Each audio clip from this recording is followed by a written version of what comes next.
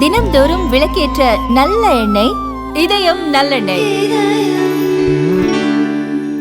தமிழ்நாட்டில் கடந்த ஆண்டு ஜூன் மாதத்துடன் ஒப்பிடுகையில் நடப்பாண்டு ஜூன் மாதத்தில் நிலத்தடி நீர்மட்டம் பெருமளவு சரிந்துள்ளதாக அதிர்ச்சி தகவல் வெளியாகியுள்ளது.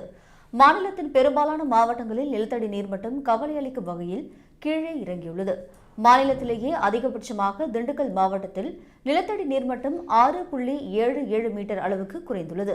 தருமபுரி மாவட்டத்தில் 5.55 மீட்டரும், கரூரில் 5.42 மீட்டரும், நாமக்கல்லில் 5.26 மீட்டரும், கோவையில் 4.81 மீட்டரும் நிலத்தடி நீர்மட்டம் சரிவடைந்துள்ளது.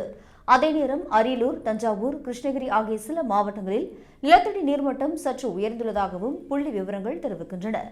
கட்டடங்கள் அதிகரிப்பு, நீர்நிலைகள் ஆக்கிரமிப்பு, மழைப்பொழிவு இல்லாமை போன்ற காரணங்களால் நிலத்தடிக்குள் நீர் புகும் வழி அடைபட்டு இந்த சரிவு ஏற்பட்டுள்ளது என்றும், தொடர்ச்சியாக ஆழ்துளை கிணறுகள் மூலம் நிலத்தடி நீரை உறிஞ்சுவது, போதிய நீர் மேலாண்மை திட்டங்கள் இல்லாதது ஆகியவையே இந்த சரிவுக்கு காரணம் என்றும் சமூக ஆர்வலர்கள் கவலை தெரிவித்துள்ளனர்.